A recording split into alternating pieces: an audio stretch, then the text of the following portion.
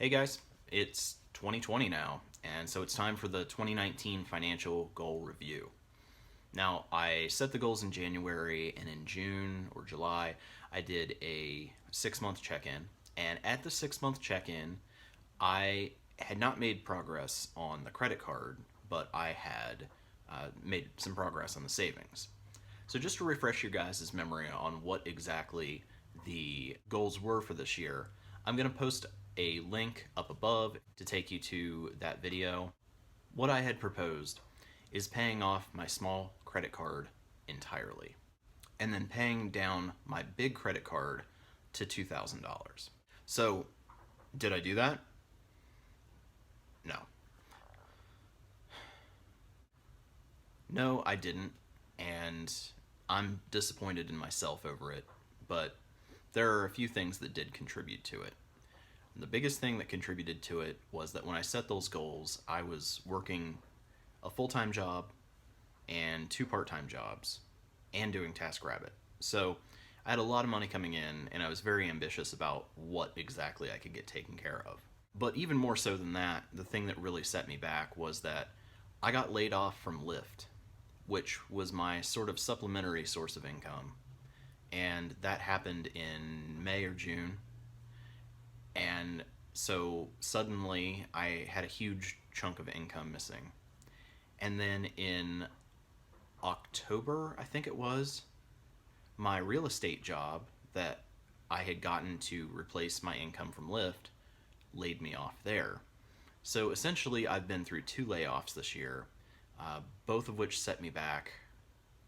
I was able to get by barely between YouTube and what I make at my full-time job, but I just didn't have the extra money to put toward the credit card. Now the good news is that I really didn't use the credit cards. So the balances on them have declined. It's just that they've declined very slowly because I'm essentially making the minimum payments rather than making all the extra payments that I'd planned to pay them down. I'm going to make a separate video after this called 2019 Financial Year in Review, or something to that effect, where I'm going to go into Mint and I'm actually going to show you the balances at the beginning of the year and the balances at the end of the year, show you my progress, and explain any fluctuations. But in order to not make this video super long, I'm not going to get into all the super technical stuff here about that. That video should be up in just a few days if you'd like a deeper dive into it. But essentially, I have paid the small credit card down to about $600, and the larger credit card is at about $3,500. So $1,500 short on that one from where I wanted to be. The other thing that really contributed to this is that, and this rolls into the second goal being just to hoard money. Now that I had a stable source of income, that I needed to just put all that money into savings, essentially. But what I've realized is that prior to this year, because I really didn't have a substantial source of savings, anytime that I would run out of money at the end of the paycheck, I mean, I would try to stretch it, but if it was something like buying food or gas to get to work, or if I had to go see my mom for something that she needed and I didn't have the money to get down there, I would put that stuff on the credit card. And I did that because I didn't have money saved in order to tap into. I have always been of the opinion that you never touch your emergency fund unless it is an absolute emergency. And I've had my emergency fund for 9 or 10 years now, and I've been operating it that way. Before this year, I could tell you on one hand how many times that I've actually tapped into my emergency fund. And it's always been instances where my car blew up or I got fired from my job and I needed living expenses. But it was very few times over those 10 years. But what I've come to realize now is that although it's not ideal to tap into my emergency fund, it's a much better option to tap into the emergency fund when needed than to put it on the credit card. Not just for the fact that it's my financial goal for the year to pay off the credit card, but because it makes more sense financially. If I do it with the emergency fund, say I have to take $100 out, well, that's $100. But if I do it with a credit card, then it's $100 plus whatever interest is charged. So, yeah, I get that it's not a great thing to have to do that, and I'm still working on producing enough income that I don't have to tap into savings. But I have realized this year that it's a better alternative than putting it on the credit card. And therefore, I think one of the successes I've had this year is not just not putting additional charges on the credit card, but realizing that now that I do have a good amount of savings, that I have essentially interest-free money that I can tap into if I have to. I think that gives an additional level of a feeling of security above just knowing you have some money there, but also knowing that that money is free to use and not going to cost you the additional interest as well. Now, my second goal was to hoard money. And did I do that? Yeah, I did. I will say that I didn't set any kind of number on what that would be, because when I set the goal, I had absolutely no clue what would be a reasonable number that I could set aside. At that time, because I had the extra income and because I had some savings to catch up on, I was doing $2 per hour worked. Now, that was when I had all the additional jobs, and I can't afford to do that again now. But what I was able to do is pretty quickly build up an emergency fund. Over the course of the year, that fund has gotten up to close to $2,000. And again, for the exact numbers on this, I'm going to do it in the end of the year financial review video rather than getting into all the details here. But I am pretty happy, although I would be more comfortable if I had more money in the account, but I have a significant amount of money in the account where I've gone from essentially having a couple $100s at the beginning of the year to at several points during this year I've had about $2,000 in there. Currently I have about $1,700 in there, and that's because there have been various times where I had to tap into that to pay for something. Most notably, and I'm going to get into this in my 2020 financial goal video, but I had a car repair that came up, and I didn't have the money to pay for it out of my regular budget, so I did use that from savings. But looking beyond those two goals,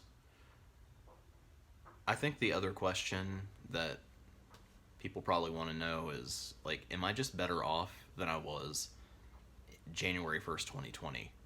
And the answer is, yeah, hell yes. January 1st, I had been unemployed, underemployed, and self-employed, barely scraping by for, at that point, over a year. Literally for, I think, about 13 months. And I got by, but that's all I can say. And in the meantime, all my debts were mounting up, and I just didn't have any way to take care of them. And so finally, on January 2nd of 2019, I started my full-time job at the company that I'm still at now. I've been very fortunate with that company. Not only have I not had bad experiences there of the type that I've had with other employers, but that I started at $15 an hour, went to $15.90, then $16, and you know this if you watched my budget with me for January, but I am getting raised to $17 an hour starting January 6th, 2020. So in the course of a year there, I have got a raise of $2 an hour, which certainly helps. I also have to think that at the beginning of the year, I didn't have a running vehicle, and I was dependent on my job with Lyft in order to get around, because my job with Lyft as an offline recruiter was essentially to ride around in Ubers that Lyft was paying for and recruiting their drivers. So that's also how I got to work. But it sucked. I mean, I liked the job, But commuting that way, using it to commute for anything other than just going out recruiting, really sucked, because to get from my house to my office, I had to take 4 separate Ubers one way because there was a limit on how much we could spend on each ride. I was in desperate times, but that is what I did, because not only did that give me a chance to put in some work time for Lyft, but it gave me my means of transportation to get to work. And then when I did finally get the money saved up to get the car fixed and back on the road, that saved me a whole lot of time, all that commuting time back and forth, and gave me the freedom to go to the grocery store and things like that that I couldn't do before. On top of that, I've paid down credit card debt, I've paid down student loans, and my car as well. My car's several $1,000s under where it was at the beginning of last year. I've been able to make some small improvements in my life. The mess behind me here, I'm in the process of cleaning up. I think what you see back there, you don't see any difference, but there's a lot less stuff in this house. And that is one of my goals, is to do an extreme declutter this year. I think the 2 things this year that have really, well, 3 things that have really got my life back on track is that I have a stable job and therefore a stable source of income. I, through that, have been able to build an emergency fund, which, as I said previously, allows me to not use the credit card and instead tap into that when something arises. And then getting that car fixed saved me a lot of time from commuting either by the bus or by Uber hopping, but gave me a lot of freedom as far as getting out of my apartment to do whatever it is that I need to do. I've also made some progress with the stuff that's going on with my mom, which is always a constant source of stress for me, and things that honestly I shouldn't have to be dealing with, but unfortunately, with mom being the way that she is right now, I'm the able-bodied one to do it. That really consists right now of, the court gave me possession of all of her items that were in storage, and she and I are in the process of sorting through all of those items. That process is going to take a lot longer than I really want it to, because I do have to drive down there and essentially take it to her one box at a time, and manually sort through it and keep an inventory of it. But that is one thing that will be taken care of in 2020, and at that point, once that's completed, the court has allowed me to stop paying the storage unit rent for her once everything is taken out of there.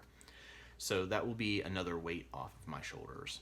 Focusing back on 2019, all I can say is that while I think to a lot of people who are not in desperate situations, having $1,700 in savings and having your car back on the road and the time that saves and the freedom of it probably doesn't sound like that much, but it's huge as far as just my general morale, and also they're pretty big steps on getting my life back on track. Here in just a few days, I'm going to post my 2020 financial goals video, and in that I'm going to address the credit card debt along with some new goals and challenges that I'm going to have during the year of 2020, along with some things that I know that are on the horizon that are going to just be huge windfalls for me. So stay tuned for that, because for once in my life, something's actually going right. So, so I'd like you guys to actually share in that good news with me. But anyway, guys, thank you for watching. Stick around for the rest of these end of the year, beginning of the year, goal and review videos.